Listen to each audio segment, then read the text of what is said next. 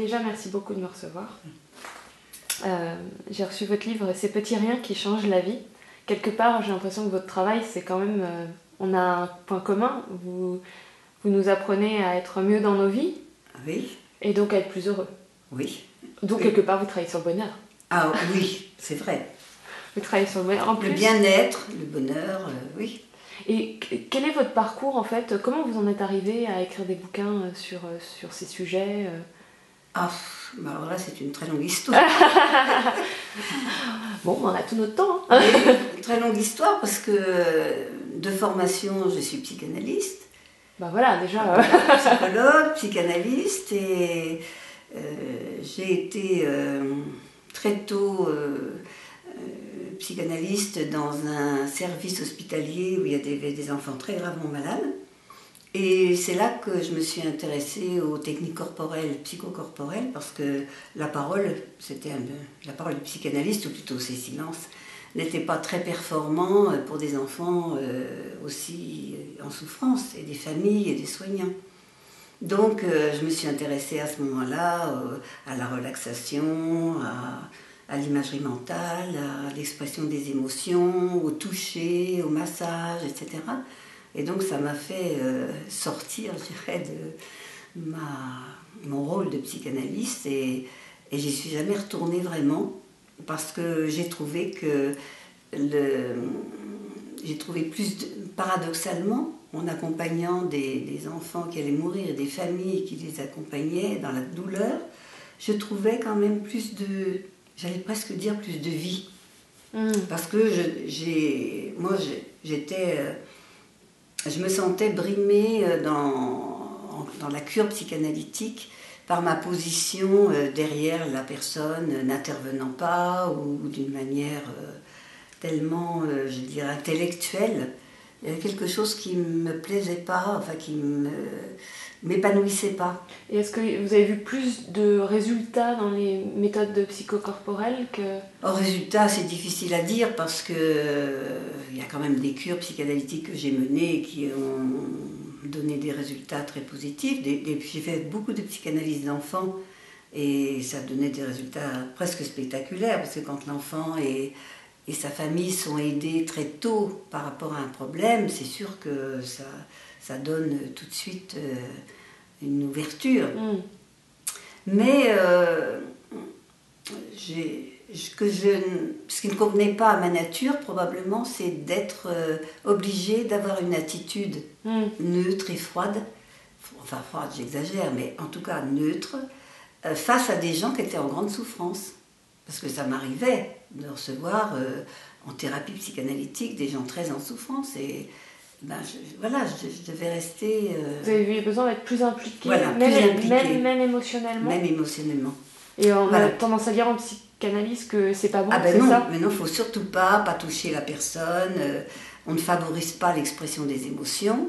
Si elles surviennent, on les laisse se dérouler, mais on n'accompagne pas la personne. Dans votre expérience, le fait d'être impliqué émotionnellement avec les gens, est-ce que ça a été un frein à leur guérison ou à leur... Ah non, alors attendez, quand je dis impliqué émotionnellement, ça ne veut pas dire du tout que je partage leurs émotions. D'accord. Mais ça veut dire que je tiens compte de leurs besoins, de laisser sortir leurs émotions.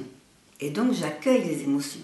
Et aussi, à certains moments, quand il y a des grandes détresses pour des personnes pour qui je pense que c'est important, je vais mettre ma main sur son bras ou avoir un toucher qui va aider à ce qu'elle aille plus loin dans l'expression de ses émotions.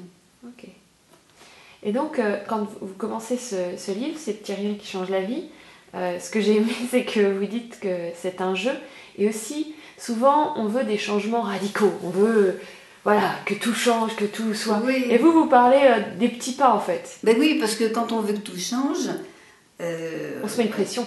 On se met une pression, et puis aussi, c'est pas forcément réaliste, parce que la vie nous reprend dans son rythme, dans ses exigences, et puis aussi, si on n'a pas changé jusqu'à présent, c'est parce que on n'avait pas les ressources pour le faire. Et donc, on propose des petits pas, mais on donne aussi des ressources pour en même temps faire ses petits pas. Hein, oui, c'est très pratique comme livre. Voilà. Plein d'exercices. Et puis aussi aider les gens à ne pas se décourager. Parce que c'est ça qui souvent pose problème. Alors comment on ne se décourage pas? Comment on reste motivé? Alors justement, on reste motivé, enfin on nous propose, pour rester motivé, d'être bienveillant vis-à-vis de soi-même. Ah. Voilà, c'est-à-dire de se féliciter de ce qu'on a déjà fait et pas se culpabiliser si un jour, une semaine, on n'a rien fait, mais reprendre là où on en est. Voilà, parce que c'est un des problèmes de ce qu'on appelle on appelle ça les résolutions. Oui, de début d'année qu'on ne tient jamais. Exactement. Et oui, c'est que, bon, on s'y met, et puis au bout de 3 jours ou plus, il y a un moment où on craque, entre guillemets. Et alors après, on s'en veut, et puis on se dit, j'ai craqué un jour. Donc autant aller au fond, quoi. Et puis c'est reparti, quoi. Ouais. Puis à la limite, on n'y pense même plus, on est démotivé. Mais comment on apprend à être bienveillant envers soi-même? Là alors, de nom, parce que je ne suis pas seule à avoir écrit ce livre, n'est-ce pas? C'est avec Gérard Gouache. Et eh bien, on apprend à s'aimer suffisamment soi-même, se respecter suffisamment pour ne pas se traiter de tous les noms quand on a échoué à faire ce qu'on voulait faire. Et à ce moment-là, rectifier le tir. Et on a une formule dans le livre, c'est de transformer notre gendarme intérieur en gardien de la paix bienveillant. C'est-à-dire, oui, je suis en train là de me faire des reproches. Eh ben non, les reproches ne sont pas justifiés. J'ai fait ce que j'ai pu, et si j'ai pas fait, c'est que j'ai pas pu. Alors simplement, je vais me poser la question, qu'est-ce qui m'a empêché de faire ce que je voulais faire? C'est-à-dire que là, je ne vais pas décrocher. Je m'absous en quelque sorte, puisque j'ai l'impression d'avoir fait un faux pas, mais je n'abandonne pas, et je ne vais pas m'en tenir quitte quand même. Je vais me demander qu'est-ce qui m'a empêché de le faire aujourd'hui. Et comme ça, je vais peut-être pouvoir identifier un frein, un obstacle, et puis ça peut m'amener à prendre une décision pour le lendemain, faire un autre petit pas plus facilement. C'est la permission d'être humain, quoi. Mais voilà, mais bien sûr. Les permissions que probablement on n'a pas eues quand on était enfant. Ouais, on ne se la donne pas. Voilà. On ne peut pas rater, il faut tout de suite réussir, et du coup, quand on ne réussit pas, on se blâme. Oui, c'est ça. Et finalement, on est souvent beaucoup plus exigeant vis-à-vis de nous-mêmes que notre entourage ne l'est. Même peut-être nos parents. Et je vais maintenant aborder ce thème du bonheur. Oui. En fait, en faisant toutes ces interviews, je me rends compte qu'on met tous quelque chose de différent derrière le mot bonheur. Je pense, oui. Et du coup, j'aimerais savoir ce qu'est le bonheur pour vous. Le bonheur, pour moi, il a plusieurs facettes. Oui, bien c'est ça qui est complexe. Bien sûr, c'est complexe. Parce que pour moi, il y a le bonheur, c'est-à-dire quelque chose de global. On peut dire, moi j'ai du bonheur dans ma vie. Je peux dire ça, du bonheur. Puis certaines personnes disent, moi je ne sens pas de bonheur dans ma vie. Bon, donc ça c'est global. Mais pour moi, le bonheur aussi, c'est, j'allais presque dire, une pratique, une recherche. Et je m'aperçois, moi, que je suis très âgée maintenant. Et très tout de même. Je vous enverrai des interviews. J'ai interviewé des gens plus âgés. Vous n'êtes pas très âgés. Ça se fait pas. Et bien, vous faites jeune. J'ai eu une enfance qui a été très très pénible parce qu'il y a eu un décès dans ma famille quand j'étais toute petite, et ça a plongé, je dirais, mon enfance dans une atmosphère de malheur. Et il m'a fallu beaucoup d'années pour sentir ce que c'était que le bonheur. Bon, bien sûr, j'avais des moments de joie, des moments de plaisir, mais avec une chape de malheur quand même. Et il m'a fallu beaucoup de temps pour me dégager de ça. Et plus j'avance dans la vie, malgré mon âge, eh bien, je peux dire que j'ai de plus en plus de bonheur dans ma vie. Alors, je peux mettre un grand B, du bonheur dans ma vie, ou des bonheurs, avec un petit B. Voilà, mais quand je dis que c'est une pratique, je veux dire que moi, par exemple, pour ressentir vraiment le bonheur dans toute sa sa plénitude, pour moi, ça implique que je sois bien dans mon corps, que je sente que mon corps est bien, détendu, que j'ai des sensations agréables, je le sens vivant. Et en même temps que je sois émotionnellement dans un registre positif, d'harmonie avec les autres, avec moi-même, enfin des sentiments positifs et agréables. Et puis aussi dans ma tête, que j'ai pas d'idées noires, catastrophiques, que je ne rumine pas sur des problèmes insolubles. Et du coup, cette chape que vous aviez sur vos épaules dans votre vie, quels ont été peut-être les moments dans votre vie où vous avez eu des réalisations? Qu'est-ce qui vous a permis de la soulever, cette chape? Alors, ce qui m'a permis de soulever cette chape, c'est déjà quand ça a commencé quand j'étais à l'école. J'étais à l'école seulement à 9 ans. Mais à ce moment-là, je me suis passionnée. Oh, j'aime. Et passionnée pour les apprentissages, la lecture, tout ça. Et après, j'ai beaucoup bagarré avec ma famille pour faire des études. C'était très très difficile, mais j'y suis arrivée. Et voilà, j'avais un moteur là. Et pour moi, ça aussi, ça fait partie du bonheur. Moi aussi. La curiosité et l'amour voilà, exactement. de découvrir, d'apprendre. Découvrir. Et moi, je suis passionnée par... j'aime découvrir même des domaines que j'ai jamais approchés. J'aime connaître. Et donc, juste le fait d'avoir accès à cet apprentissage, à la possibilité de découvrir, a soulevé cette chape. En partie, hein, parce que c'était pas... Est-ce qu'il y a d'autres clés importantes Oui, l'autre clé importante et fondamentale pour moi, ça a été le travail sur moi. C'est-à-dire que très jeune, j'avais à peine 20 ans, quand j'étais sur le divan d'un psychanalyste. Ce qui à l'époque devait être assez novateur. Tout à fait novateur. Et j'ai pu le faire parce que j'avais entrepris des études de psychologie et que j'ai fait un stage dans un hôpital psychiatrique. Et que là, j'ai vu la différence entre comment le grand patron du service, qui était un psychiatre de la vieille école, comment il interrogeait, c'était un service de psychiatrie infantile, comment il interrogeait les enfants, que tu paralysé devant lui, et donc il donnait certainement pas une bonne idée de qui ils étaient.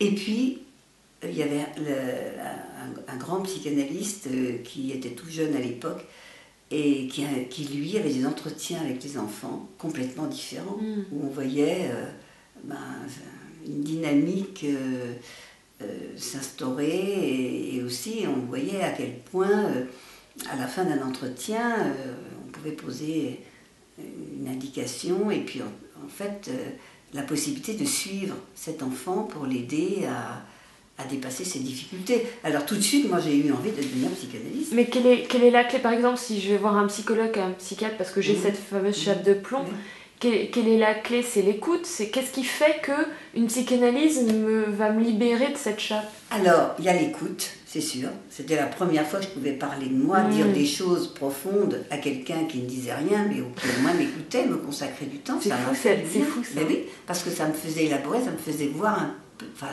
oui, c'est... L'impression d'être vue aussi pour la première fois, des fois, alors que même les gens proches de nous ne nous voient pas vraiment. Déjà, ça m'a fait changer, et puis, mais c'était pas suffisant. J'avais encore la chape de plomb, qui était moins importante, et puis pendant ce temps-là, j'avais rencontré mon mari de l'époque, j'ai eu des enfants, bon, tout ça, ça m'aidait aussi, ça m'a créé du bonheur, ça. D'accord. Mais il y avait encore une partie de chape de plomb, et ça, je m'en suis débarrassée encore plus. J'ai peut-être encore un peu. Encore plus quand j'ai fait, à titre justement de formation, j'ai suivi des stages de thérapie émotionnelle. À l'époque, il y avait des Américains qui introduisaient ça en France. Et exprimer mes émotions, sortir mes colères, mes chagrins, pleurer. Comme ce que fait Étienne Jalin avec la dynamique émotionnelle. Je ne sais pas si c'est quelque chose de proche de ça. Proche de ça, mais plus dans un autre contexte. D'accord. Je veux dire, avec plus de verbalisation et voilà, c'est-à-dire en intégrant aussi un décodage de l'inconscient, etc. Eh bien, vraiment, ça m'a libérée. Ça fait exploser la chape. D'accord. Et du coup, vous avez trouvé ce moyen-là, et vous qui avez, je veux dire, vous devez rencontrer beaucoup de gens qui justement cherchent des réponses. Oui. Est-ce que il faut qu'on trouve chacun notre voie, ou est-ce qu'il y a des voies générales? Il y a des troncs communs, et puis après il y a des options. Alors je pense qu'il y a des voies générales. Il y a des voies générales. C'est justement, enfin, on les indique un peu dans ce livre, non, pas un peu, précisément, on rappelle qu'il est nécessaire de se rappeler que nous sommes des êtres psychosomatiques. C'est-à-dire nous ne pouvons pas aller bien dans notre tête et mal dans notre corps.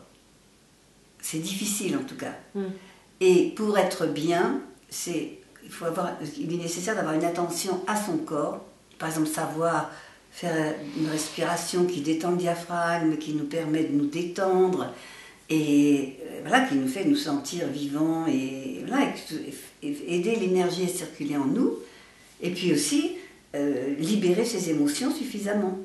Et là, on donne quelques ressources dans le livre, sans pas forcément aller voir un psychothérapeute si on n'a pas des blessures profondes, mais au moins libérer ces charges qu'on garde sans ça à l'intérieur de nous, et qui justement plombent le corps et l'esprit. D'accord. Vous avez dit 3 choses. Oui, alors au niveau, ça c'était l'émotion. Le corps. Et le corps, le cœur, c'est-à-dire l'émotion, le sentiment. D'accord. Et puis l'esprit.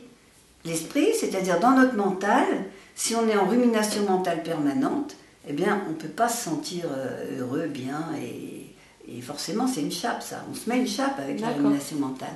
Eh bien c'est apprendre à faire de la visualisation. C'est-à-dire, se visualiser, on le fait en permanence, hein, parce que quand on rumine, c'est une forme de visualisation. Ben, c'est arrêter ça, on ne peut pas se vider la tête. Mais par contre, on peut choisir pendant des moments privilégiés, pendant lesquels on détend le corps, et en détendant le corps, automatiquement, émotionnellement, on se calme, et puis à ce moment-là, on choisit des images qui nous font du bien. Alors ça peut être des images agréable, un lieu agréable qu'on aime. La Bretagne, par exemple. Par exemple. Ça peut être un souvenir agréable. Puis ça peut être aussi, si on a un projet, on se voit en train de réaliser ce projet. Si on a une douleur, on peut utiliser son mental pour créer des images qui aident la douleur à sortir du corps. Voilà. Et il y a un dialogue entre le cœur, l'esprit et le corps. Exactement. On circule entre les trois. Donc, travailler seulement sur l'un, quelque part, c'est un peu vain. C'est dommage. Ça restreint les... Ouais. Il faut dire que c'est une potentialisation des ressources. Non seulement ça s'ajoute, mais en fait, ça les potentialise. C'est-à-dire que vraiment, chacune va permettre à l'autre d'être encore plus profitable. Donc allez-y, quoi. Et d'autant plus que ça prend très peu de temps. Respirer pour se détendre et puis prendre soin de ses émotions, ça prend quelques minutes pour évacuer une colère, une vieille colère, ou une tristesse ou une peur. Bah écoutez, merci. Je crois qu'on a des bons... Après, on verra tous les autres petits exercices dans le livre, quoi. Il y en a beaucoup, hein. Oui, parce que justement, il est important de tenir compte de la diversité. Il y a des personnes qui sont plus à l'aise avec une chose, plus à l'aise avec une autre. Que aussi il n'y ait pas de routine, que chacun puisse trouver quelque chose. Sinon on se lasse peut-être. Mais bien sûr, oui. Bah, merci beaucoup. Merci.